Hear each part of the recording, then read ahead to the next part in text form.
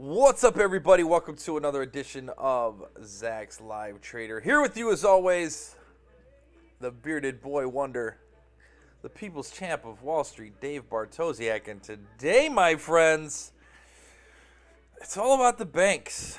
It's all about the banks. So we're going to be talking about Citigroup. But already this morning, we've got reports from JP Morgan and PNC.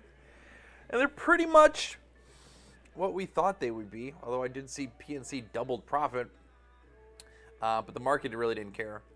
JP Morgan commented on the long-term benefits, I don't know if that's long-term, next year's benefit as a result of the tax deal. So we've got that going on, and but the stocks haven't really reacted too much to that. While we're looking at this. Hey, Jim, how you doing? You know, I usually send out a separate announcement of this, but yesterday I just packaged it in with the GBU. So I'm kind of worried that maybe a lot of people just kind of skipped over the part about how I sent out the link for today's show. But that's okay. It's Friday. It's a long weekend. Not for everybody. But there is a long weekend for some people. Market's closed on Monday, so if you're going to be trading, looks like you're going to have just stick to Forex and crypto and Asian markets, because there's not going to be anything going on stateside. So, yeah, Jim, it is very early on the West Coast. You're right. I keep forgetting about that. I mean, the market's open though, and it's so weird because over here, in Miami, well, Lauderdale, I guess, technically, it's 10 o'clock. So it's like not that early here. But, yeah, in Cali, oh, yeah, it's kind of early. So I don't know how many of those guys are getting up first thing in the morning and doing this. And I know a lot of our viewers are over there on the West Coast. So if they see this later as they're rolling out of bed, what's up, Kurt? And the rest of the usual suspects. All right, well, let's just take a look at this. I just want to touch real briefly on JP Morgan. So initially, we were unchanged. Now it's starting to trickle up a little bit. But I don't know that this is going to be sort of a runaway breakout, but we'll keep an eye on that. And then the other one I was talking about was PNC. And yeah, see, PNC is actually down a little bit. So why am I talking about the banks? Well, you got to provide yourself some context. And now that we have Citigroup coming up next week, we want to see what some of the other banks have been doing. Bourday, what's up, Bucharest?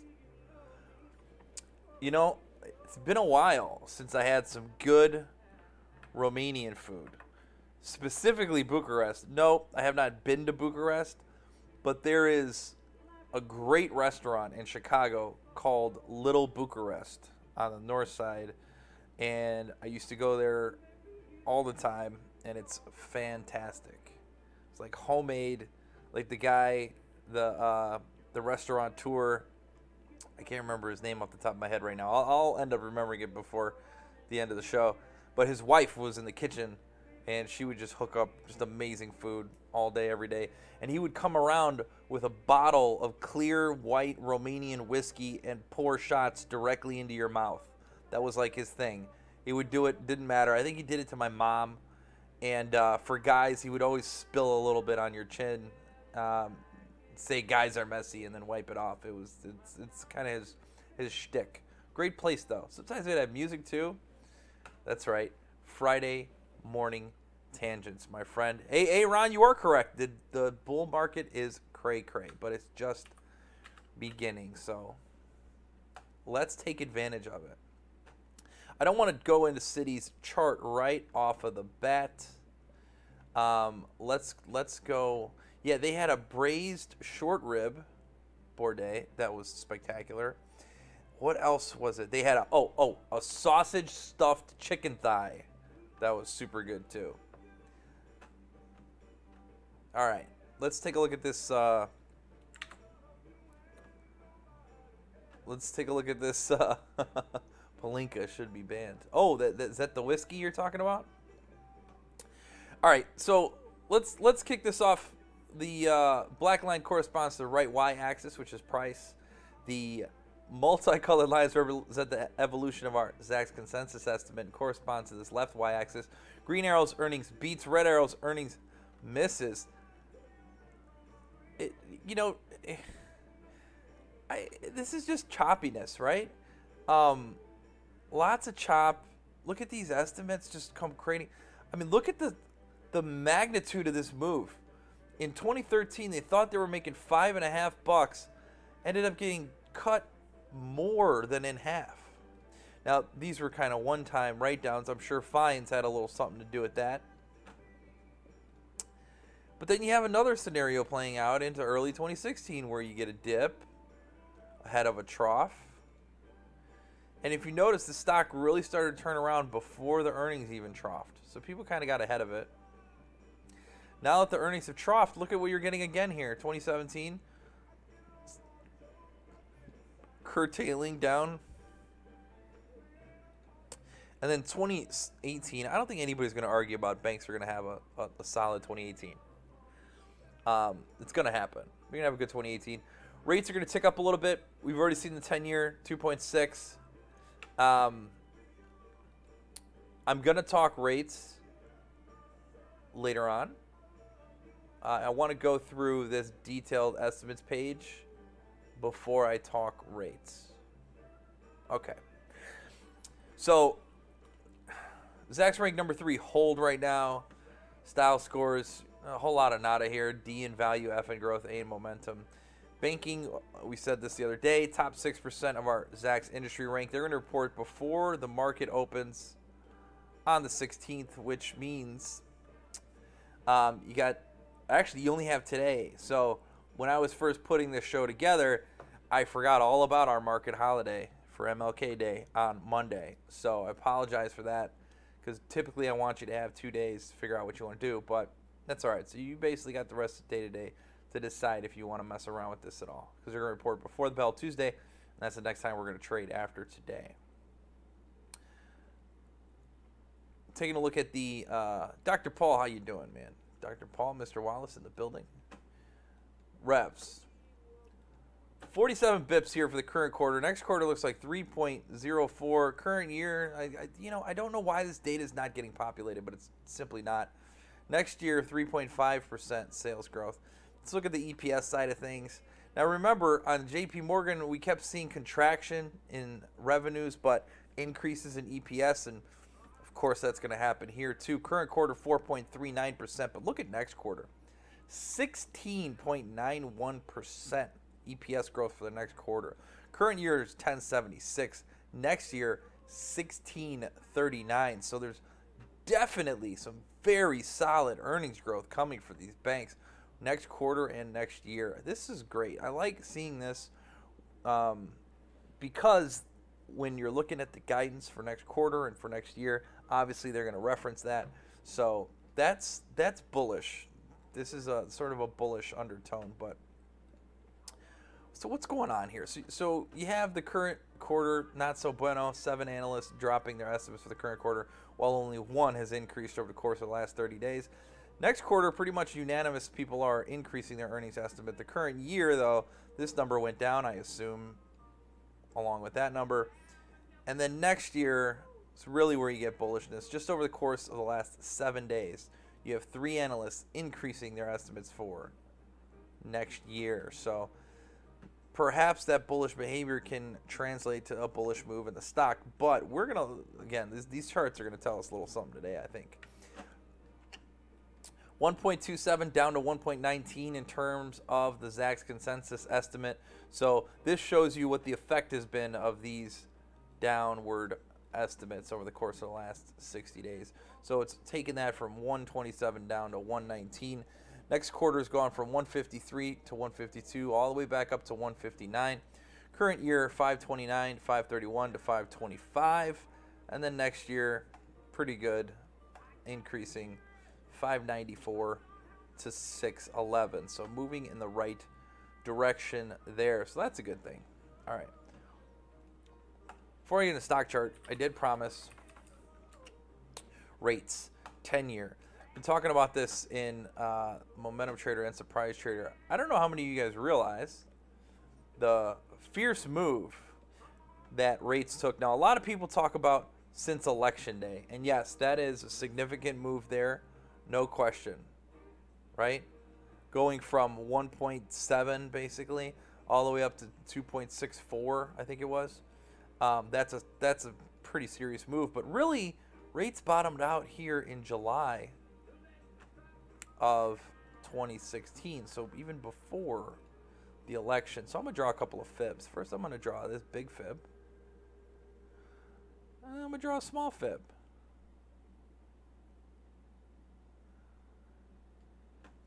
Now, this isn't a price chart. This is a yield chart, so you got to, it's not quite, you know, spot on. I understand that. But just for giggles, want to just give some perspective on the depth of the move. I guess putting two of these here is just overcomplicating it, so let me do this. So from the July, I don't want a highlighter, I want the pencil. There we go. So the July to December move, and then you see it start to creep back down. Sort of 2.34 was a bit of a floor. Really got sandwiched in this range. Broke down again. Now we're on this 38.2. Challenge is there. Up a little, breaks down. And then they bid it well ahead of the 50% retracement. And again, it flirts around here. And now it's on the move. Essentially, there's a line in the sand here, my friends. And we are on it. We are exactly pretty much where we were. What a stupid sentence. We are exactly pretty much, right? Anyway, we're just about where we were post-election day highs. I thought it was 2.64. I could be wrong. Let's see.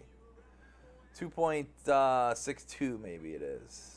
Yeah, it's 2.62. So still about 50 bips, or not 50 bip. Yeah, it's 5 bips, right?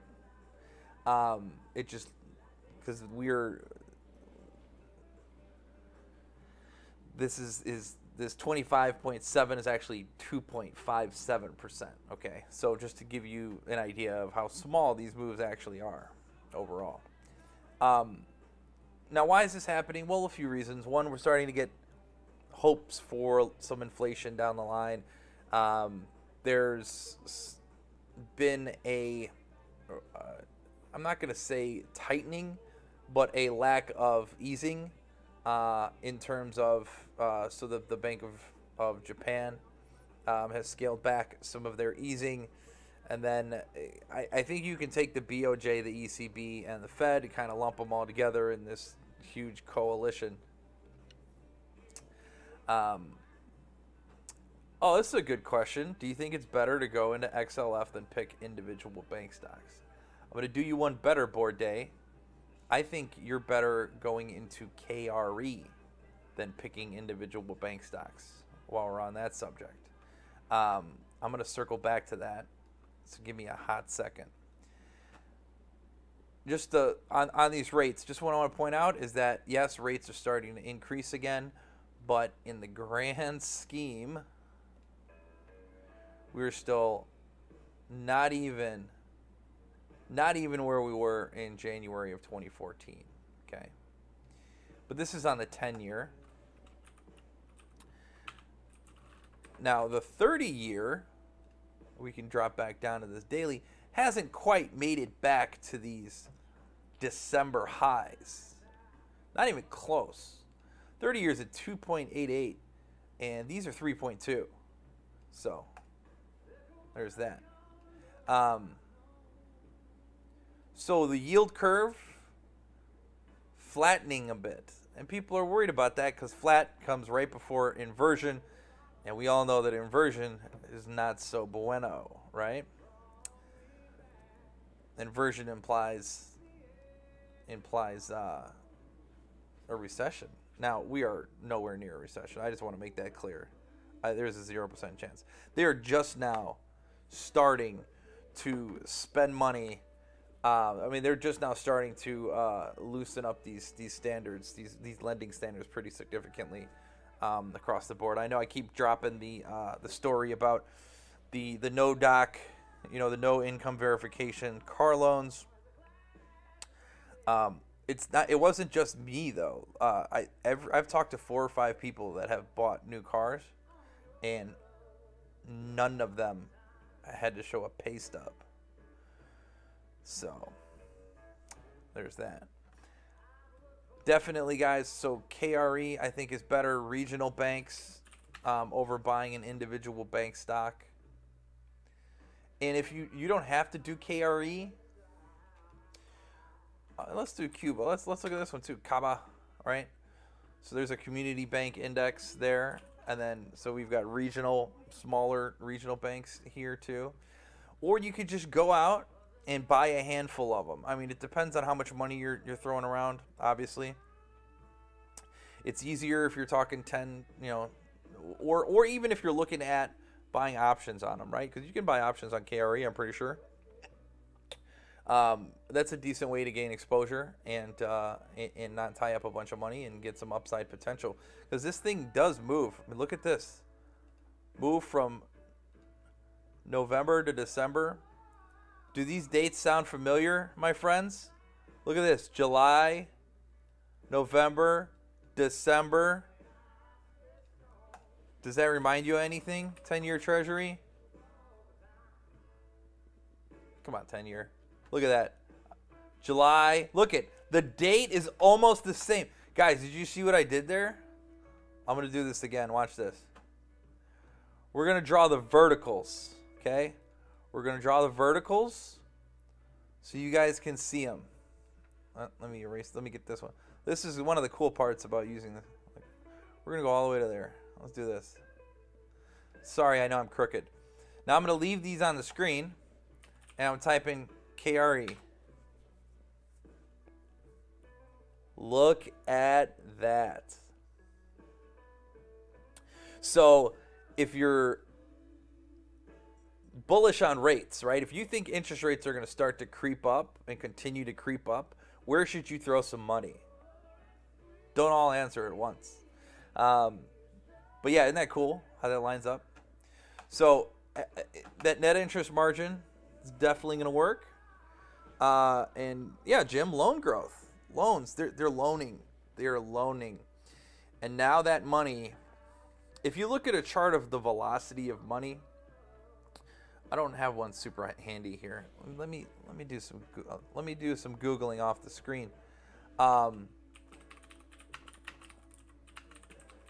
So basically, this is the here by definition from Fred. The frequency at which one unit of currency is used to purchase domestically produced goods and services. So how much is money whipping around? And one problem that we've had with this recovery is that velocity of money has been very stagnant, okay? Now compare that with the boom times of the 90s when the velocity of money was through the roof because people were spending money. Now, part of the reason that this is not good is because I'm pretty sure M2 is up a little bit, right? So that's making it tougher for the velocity to increase. But this is kind of the thing that's been happening is that the money's kind of all stuck. And if you look, this velocity continues to dip. So the money's not moving around, right? It's just kind of getting stuck at the top. I mean, literally at the top. So I'm hoping that loan growth can increase this velocity of M2, push that money out in the economy, people start spending, it starts whipping around, and things get even better, okay? This is what we need to have happen for things to get really good. But so loan growth is a part of that equation. Now, what were we talking about? Citigroup? Yeah, we're talking about Citigroup here. Give this a second to load.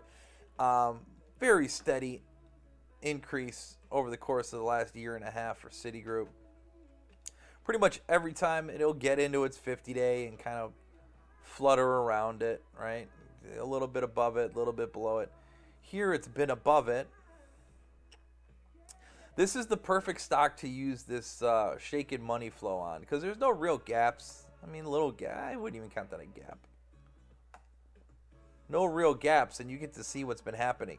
Is anybody surprised by this? I am. You've got money flows moving in the negative direction while the stock's actually fluttering up.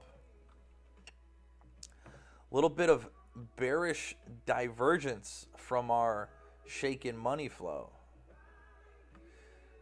Now, one thing I have noticed specifically with these money flows is that earnings reports blow up the money flow more than they do any other indicator, I think. Because all this is showing you is what has the behavior been leading up into this last earnings report. And we all know that earnings reports are like the great equalizer. It can shift, it can change the game at the drop of a report. So I do like to see this. So what this is telling us with the money flows, it's telling us that the volumes on selling days have essentially been larger than the volumes on buying days.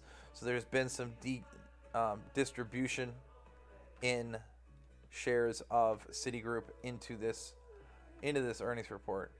But also, I'm seeing just a lot of choppiness in a tightening range. Now, typically that leads to a breakout in one direction or the other. So what are these levels that we need to watch here on Citigroup? Well, the 50-day is down at 74.25, and the highs are almost 78. So we'll just call it 78 and 74. Okay.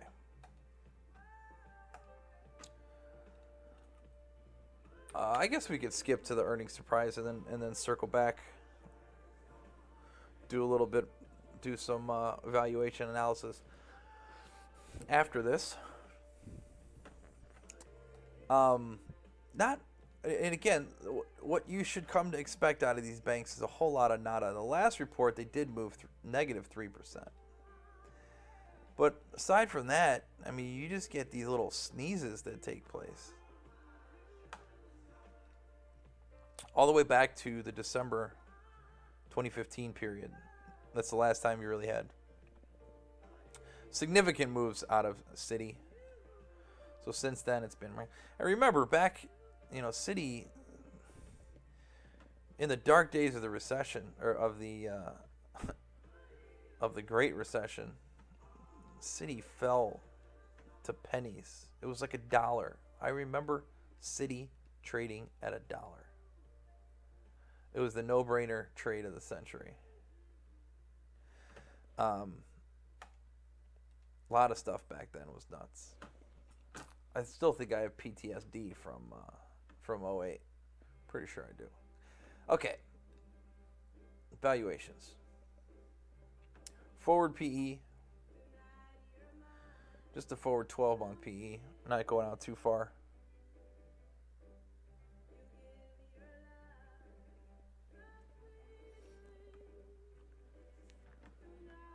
So, I hate these early, 09 is terrible over there. 12.48 times, while the rest of their industry is 13.56. So, in line. But that's what you should expect out of Citi, as large as they are. And that's kind of where they hover. For a while, 10, and then they pushed 11 a little bit. And then last year is really when it broke up to this 13 level. So actually, it's a little rich. It's a little bit rich. But what were we talking about? 16% EPS growth? That's not rich for 16%. And then let's look at price to book real quick.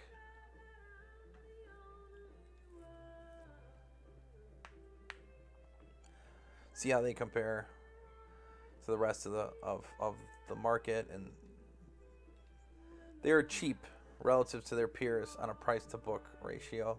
But when you look historically at where Citi has been, it's actually a little bit more inflated, right? You've got these medians years past, the 79 bips, 75 bips,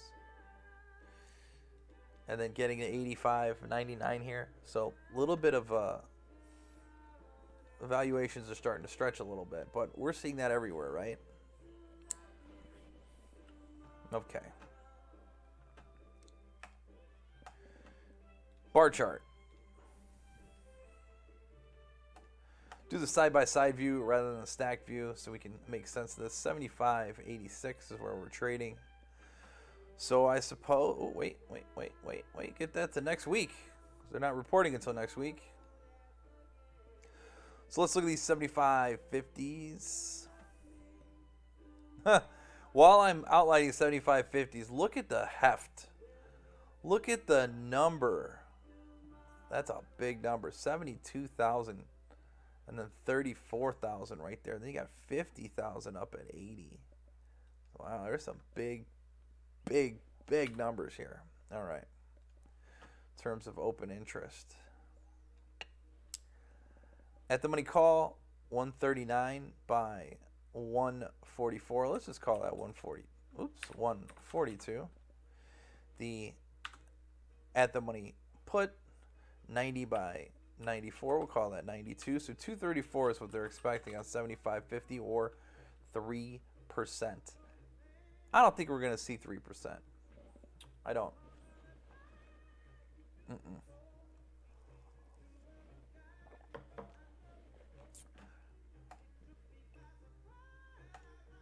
Guys, I've been on a condor streak recently. Just been throwing out condors left and right. I think that this is the quarter of the bank stock condor. All right? So this is what I'm going to put together here. And I think you can stay in this front week.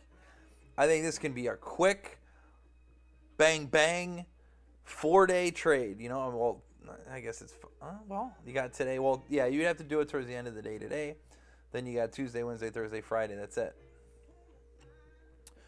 So if you do it, it's basically less than 5 days. Okay, now what do we do here? Well, now this is starting to creep up. It's starting to get to 76. And $2.50 is essentially what we're looking at. But what did we say? We said 78.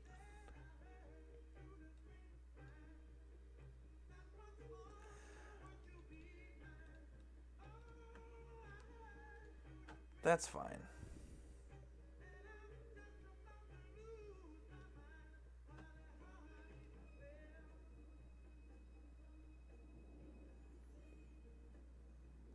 Oh, Kurt, you're here. You're here, Kurt. What's up, buddy? We were making fun of you earlier, Jim and I, about how, well, we didn't think you would wake up, being on the West Coast and all, but you surprised us, so good to see you, buddy. Now,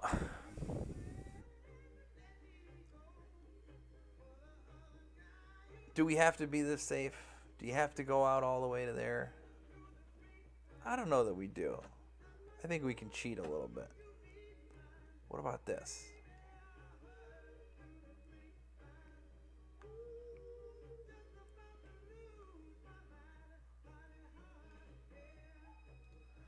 All right, let's do this. So here's a bear credit. Come on, bear credit. Short, where are we? Jan 19th. 77.50, 78.50. Call spread for a 23-cent net credit.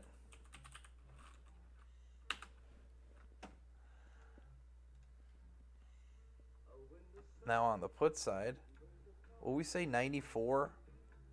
74, I mean. 74.25 is where the 50-day is.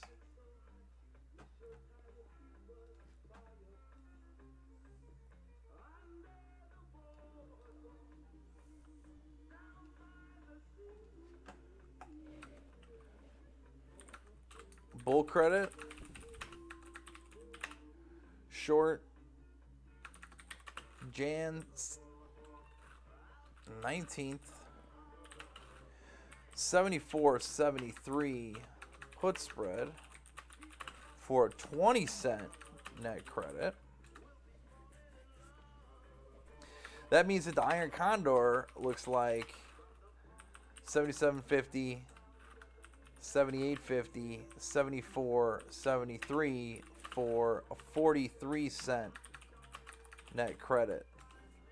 Amount of money you would have at risk in that case would be 57 cents. And it's a week-long trade.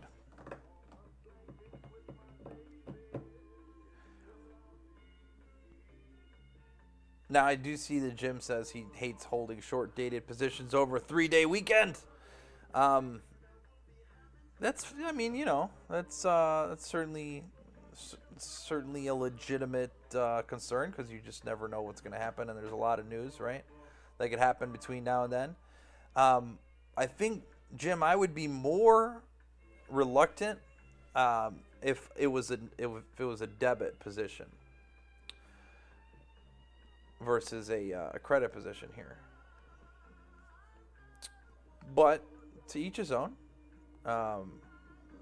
Just giving you my perspective on this. Now, if you guys have noticed, these condors have kind of gotten tighter and tighter. I used to do them from very far away, and now they're starting to get in close. And that's just because these stocks, man, they're just not moving. The JP Morgan creeping up a little bit. But wasn't our JP Morgan, wasn't that at like 115? I can't even remember yesterday. I mean, that's how, or 2 days ago. I don't even remember what we talked about. I thought it was a condor, and I thought 115 was the top end of it. Was it not? Maybe it wasn't. I don't know. I got to look back. But either way, and then like I said, PNC earlier today, didn't move much. These guys aren't doing, they're not whipping around a lot. Now I want to say this is going to be a direct contrast to what happens as we shift into different industries. When we're looking at energy stocks, I want to try and get some small cap energy stocks. I think that's going to be one of the top performers of this next year. Of course, I've been like ringing the bell on these energy stocks for a very long time. I've been wrong in a very, very long time.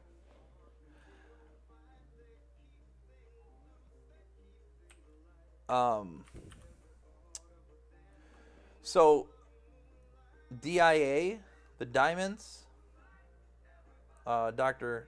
Paul, to answer your question.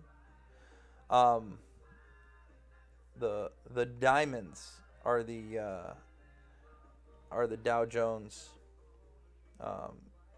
ETF. Hefe's in the building, ladies and gentlemen.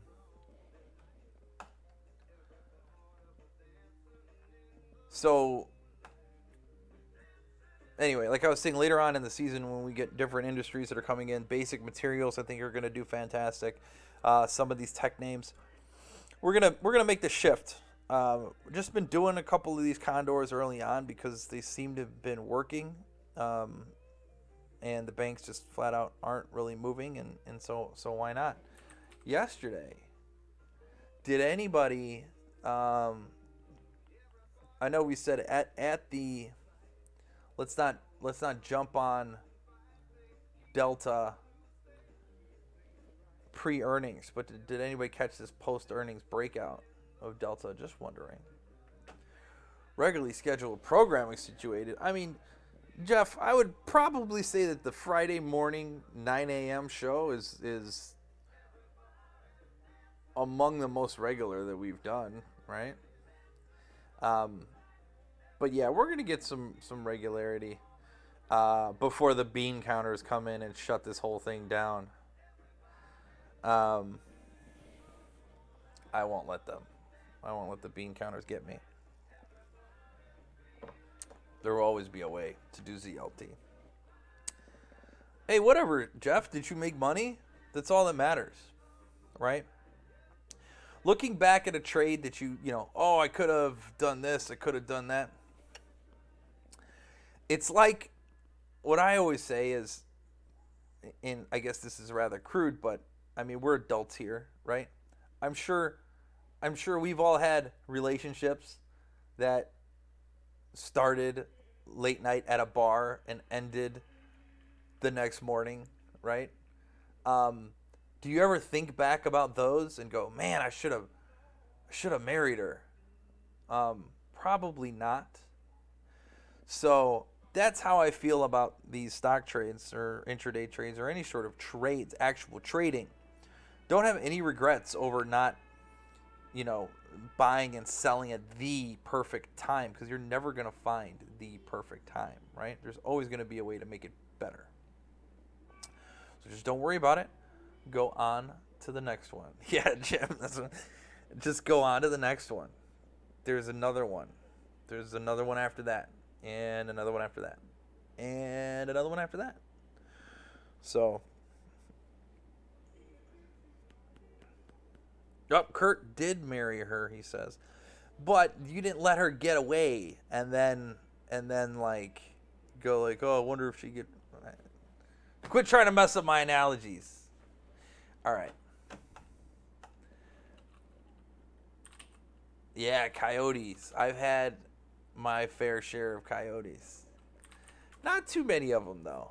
Not too many of them. Because I end up, I don't know. I'm trying to think. This is a dangerous conversation.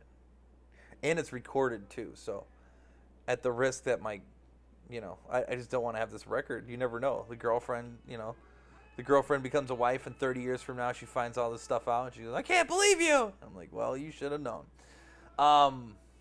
Kurt. Let's see Kurt's situation. Kurt's saying, I got a 510, 540, 550 iron condor. Hey,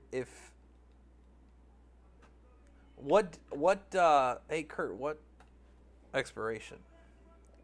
Let's see if we can play What Would I Do? We're going to play What Would I Do? It's got to be the 19th, I'm assuming. That's got to be Kurt's expiration. So the call spread is what's running in his face. 552s. When did you put this? You put it on tight. That's very tight, huh? Yes, absolutely hang on to big oil. Yes, big oil, big thumbs up. Big thumbs up for big oil. Okay, so we've got the 540, 550. So what was your overall net credit? So right now, because you still have another week, you've got a lot of implied volatility and time value in this. Not a lot of time value, but you got the 550, you got implied volatility there. So what that's doing is that's making it cheaper for you to close out the losing side of that. So if I had this trade on, I would think about this credit. So this is whatever this is, 1125 minus 495. So 630. So if my net credit on my Condor was probably not probably half of that, maybe a little bit more than that. So this would be taking an L. So I would consider taking an L on that end, closing that out before the weekend. The other thing I would do is, without having read anything about this BlackRock report, I would read the report before I made any decision. But I would take a look to see if this is perhaps a move that they're going to fade into the rest of the day, and then I wouldn't have to worry so much about that. So that's what I would do. Is we would get some sentiment, find out what the rest of the market is saying about them, and go from there. So either take the L right away, or convince yourself that there's a very good reason why this is going to fade. And if you don't have that reason, then you need to retreat. So let's see what they said.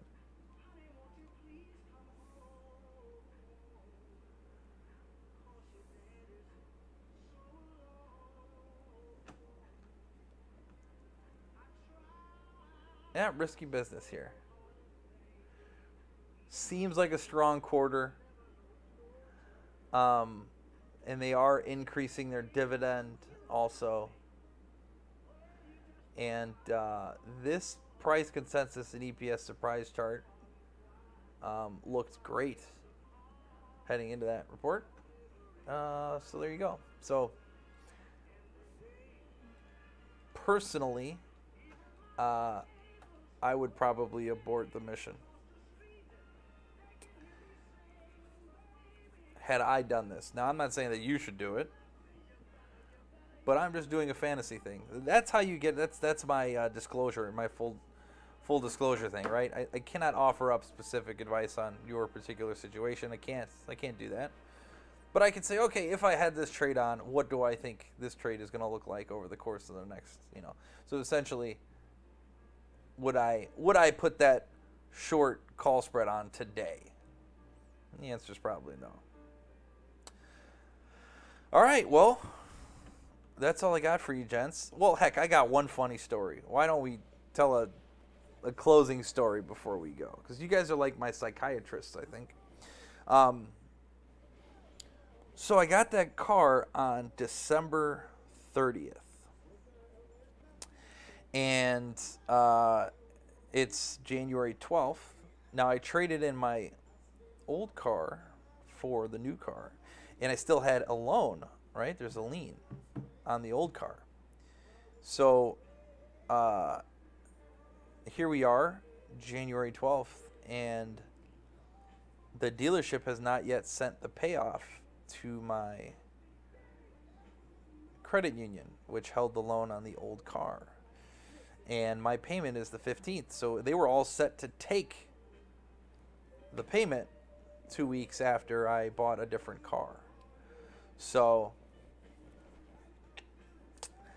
I had to do whatever, cancel the ACH that goes to my credit union, and now I get to ask the dealership what they are doing and why they haven't sent that yet.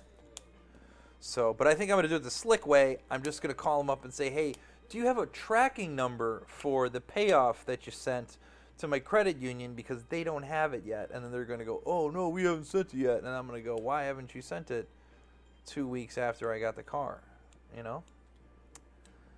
So that's it. That's all I got. What do I think about the market? I think the market has plenty of room to run. I think we're about to see some legendary stuff. I think it's going to get crazy. I think 2018 is going to be a fantastic year. For the stock market. Yeah, I think it is. No, Jim, not expecting them to tell the truth at all. I'm expecting them to lie, because they are, in fact, car dealers, and, well, that's kind of what car dealers do, isn't it? So, we'll see. We'll see. I think it'll be okay, though. I'm going to give them a call, actually, right when I get off of here. I'm going to call my buddy Mikal, over at the Chevy dealer, and crack some skulls. So, all right, guys, thank you so much for hanging out with me here on this glorious Friday morning in sunny South Florida. And I hope you guys all have a fantastic long weekend. Don't work too hard. And I will see you all next week. Have a good one.